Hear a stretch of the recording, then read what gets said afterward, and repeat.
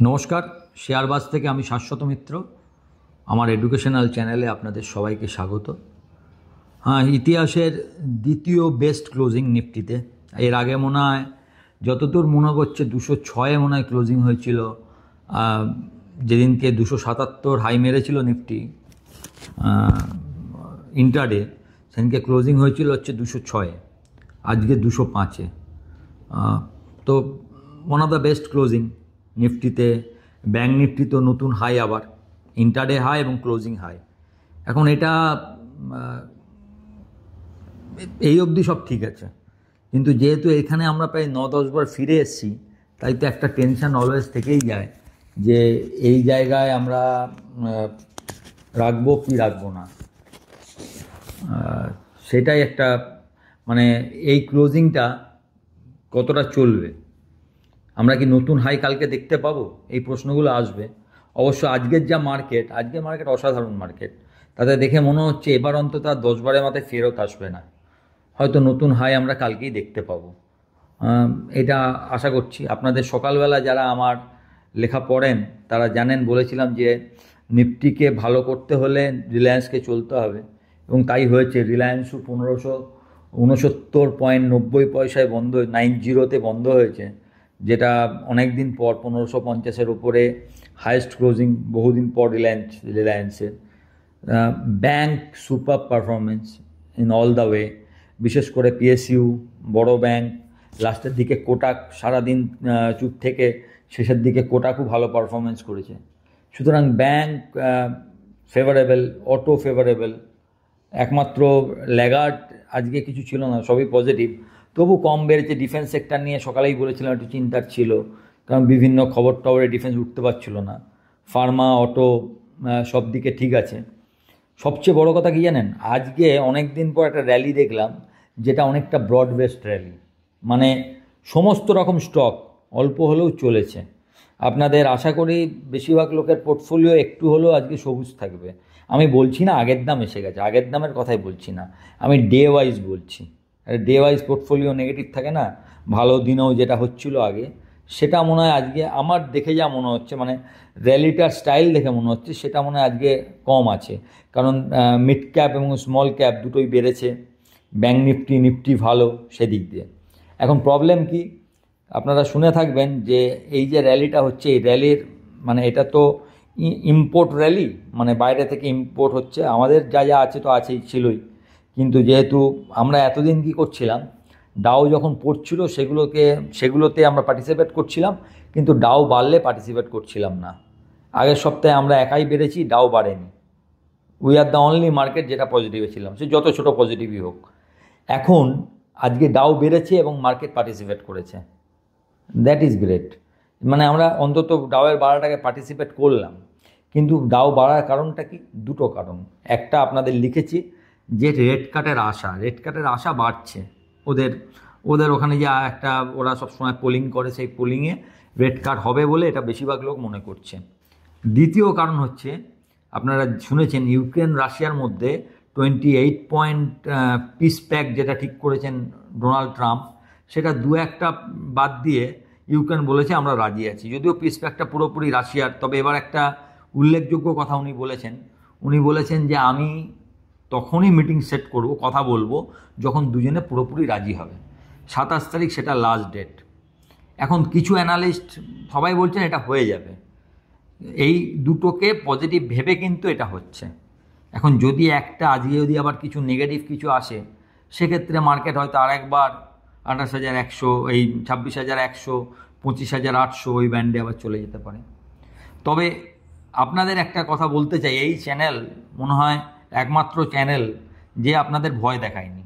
Market পড়ে যাওয়ার সময় আমি বলেছিলাম, যতক্ষণ না 25,700 ভাঙছে আমি কিছু চিন্তা করতে পারছি, মানে কোনোরকম কোনো ভয় পাচ্ছি না।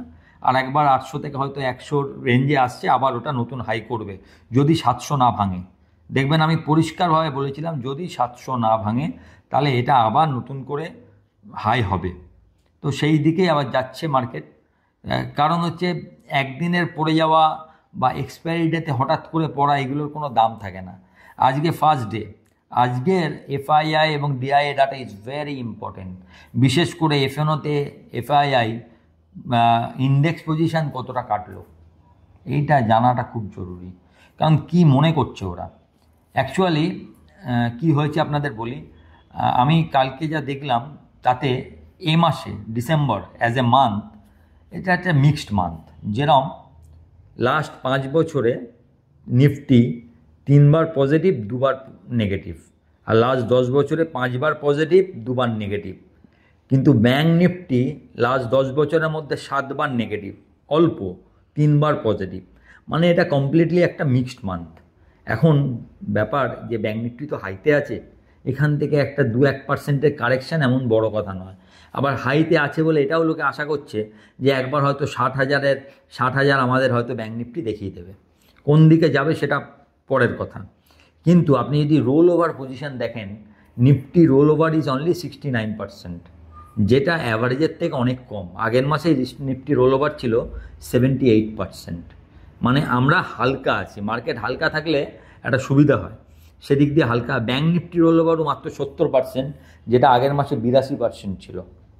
তা Nifty bank Nifty roll over কম হয়েছে, এটা একটা। এবং আমরা মানে কি আমরা খুব হালকা পজিশান নিয়ে যাচ্ছি।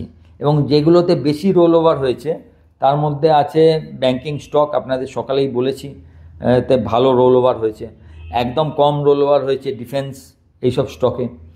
ব্যাংকিং স্টকে খুব ভালো রোল ওভার হয়েছে, ফার্মাতে আর মেটালে মোটামুটি রোল ওভার হয়েছে। ব্যাংকিং অটোতে রোল ওভার খুব বেশি, আর ফার্মা এবং মেটালে মিডিয়াম, এবং সবথেকে ল্যাগার্ড রোল ওভার হিসাবে হচ্ছে আপনার ডিফেন্স স্টকগুলো।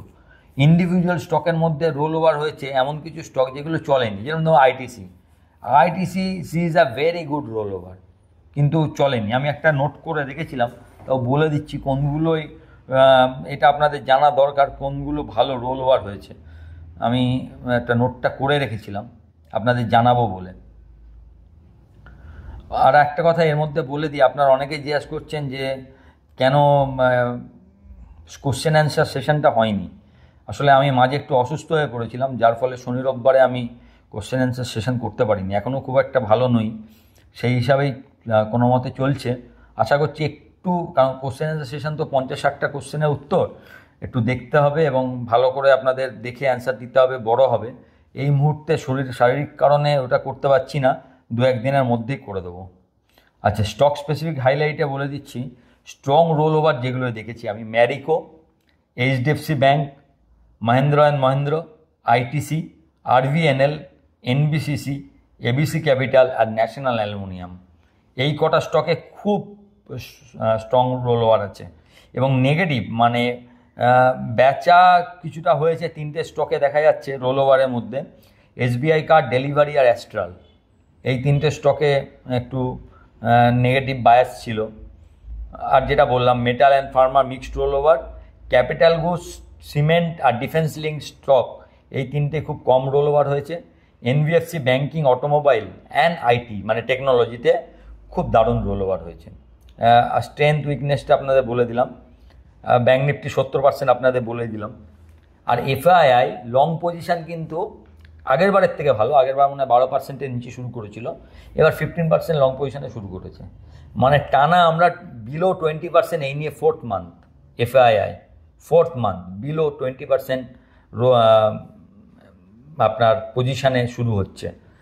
আজকে দেখার যে এই এফআইআই লং পজিশান 15% থেকে কতটা উপরে উঠলো, মানে এফআইআই কি লং শর্ট কাটলো, সেটা একটা দেখবার। সেকেন্ডলি, ডিআই ধরুন টানা 62 দিন, আজকে নিয়ে মনে হয় 62 ডেজ হবে ডিআই কিনছে। তো ডিআইআই এখনও বেচেনি, এই 26,200তেও কিন্তু ডিআই বেচেনি। হোপ যে ডিআইআই অনেক পরে বেচুক, 28,000, 27,000, 29,000 এইসবে যখন এফআইআই কিনতে আসবে তখন যেন ডিআই বেচে। কারণ এফআইআইকে তো যদি মার্কেট সত্যি করে এই স্পিডে বাড়ে, যদি নতুন হাই করতে থাকে, তাহলে এফআইআই একসময় কিনবে, আজ না হলেও কাল কিনবে, এটা আপনি লিখে রাখুন। তখন ডিআইআই হয়তো সাপ্লাই দেবে। এখন দেখা যাক সেই ঘটনাটা কবে আসে। এখন টাকার দাম সেখানে একটা বড় হিন্ড্রেন্স, কারণ টাকা 90 টাকা মানে ডিআই এমনিতেই 5% লসে, 5-6% লসে শুরু করছে। সেখানে টাকা বানানোটা ডিআইয়ের পক্ষে একটু মুশকিল হবে। আর একটা ব্যাপার হচ্ছে টাকার দাম হচ্ছে জিওপলিটিক্যাল, যতক্ষণ না এই ট্রেড ডিলটা হচ্ছে, ট্রেড ডিলের জন্য হাজার হলো যতই যাই বলি না কেন, আমাদের এক্সপোর্ট তো কিছুটা কম হচ্ছে, ফলে একটা কারেন্ট অ্যাকাউন্ট ডেফিসিট হবে। Current account deficit, trade deal হয়ে গেলে কারেন্ট অ্যাকাউন্ট ডেফিসিট অনেক কমে যাবে, যেটা আমাদের মার্কেটের পক্ষে আরও ফেভারেবল হবে। তো ট্রেড ডিলের আশায় মার্কেট বসে আছে। এর মধ্যে 5 তারিখ আপনারা জানেন প্রেসিডেন্ট পুতিন আসবেন, এবং গত 2-3 দিনে অনেক রকম ঘটনা ঘটেছে যার সিগনিফিকেন্স আছে। যেরকম ধরুন, রাজনাথ সিং একটা বক্তৃতাতে উনি বলেছেন যে সিন্ধ আমাদের খুব কাছের লোক ছিল, এবং পরবর্তীকালে যে সিন্ধ ইংরেজরা অন্যদিকে করে দিয়ে গেছে, তার মানে এই নয় যে সিন্ধ কোনোদিন আমাদের দিকে আসতে পারে না। এই ধরনের নানা কথা, কখনো ইনি, কখনো প্রধানমন্ত্রী, কখনো অমিত শাহ, অনেকের অনেক কিছু শোনা যাচ্ছে। এবং যেহেতু দিল্লি ব্লাস্ট এখনও কিছু আসেনি, সেই ধরনের কোনো খবর যে কে করেছে, পাকিস্তান আছে না বাংলাদেশ আছে, কি ব্যাপার, সেই দিকটা কোন দিকে যাবে এখন আমরা বুঝতে পারছি না। তবে কিছু একটা হবে, এটা আর্মি চিফদের যে ধরনের বক্তব্য আমরা শুনেছি, সেই বক্তব্য আমার মনে হয় না একদমই এটা ভুলে গিয়ে আবার নতুন করে ভাববে। কিছু একটা হবে, সেই কিছু একটা কবে হবে? ব্যক্তিগতভাবে আপনি যদি আমাকে জিজ্ঞেস করেন, আমার আইডিয়া যা হবে 7 তারিখের পর, কারণ 5 তারিখ পুতিন আসবেন। তার আগে জিওপলিটিক্যালি কিছু একটা করা কি ভারতের জন্য খুব ভালো হবে আমি জানি না, হতেও পারে, এটা অনেক বড় ব্যাপার। কারা কি ডেট ঠিক করবে তো কেউ জানা নেই। তবে আমার আইডিয়া, পুতিন চলে যাওয়ার পর 7 তারিখের পর যে কোনো সময় একটা ঘটনা কিছু ঘটলেও ঘটতে পারে। তার আগে মার্কেট কি করে সেটা নিয়ে পরবর্তীকালে দেখা যাবে, আবার কিছু নাও ঘটতে পারে। এটা অন্যভাবে সব কিছুরই তো দুটো দিক আছে, একটা হচ্ছে ডাইরেক্ট কনফ্রন্টেশন, আর একটা হচ্ছে আলোচনার টেবিলে বসে ঠিক করা। এখন ভারত এখনও পর্যন্ত তো ডাইরেক্ট কনফ্রন্টেশনে গেছে, যেহেতু আমাদের ঘোষিত নীতি হচ্ছে any act of terror is a act of war. সেই নীতি যদি রাখতে হয়, সেক্ষেত্রে এখানেও কিছু ব্যাপার আছে। এবং এত বড় সাফল্য, বিহারের সাফল্যের পর, এবং গতকালও দেখেছেন যে বিভিন্ন বক্তৃতায় যেটা বোঝা যাচ্ছে যে কিছু একটা হলেও হতে পারে, সেক্ষেত্রে আবার মার্কেট তখন আবার একটু রিয়্যাক্ট করবে, এবং সেটা most of the time negatively react করে। সেক্ষেত্রে আবার ডিফেন্স স্টক ভালো হতে পারে। তো নানা রকম ক্যালকুলেশন এই মুহূর্তে মধ্যে আছে। তবে যতদিন না এইসব কিছু হচ্ছে, আমার মনে হয় তার আগে যদি মার্কেটটা চলা, এটাকে যদি আমি ব্রেকআউট হিসেবে ধরে নিই, সেক্ষেত্রে আপনাদের পোর্টফোলিও একটু ভালো হবার আশা আছে বলে আমার মনে হয়। লেট হোপ যে এটা হবে।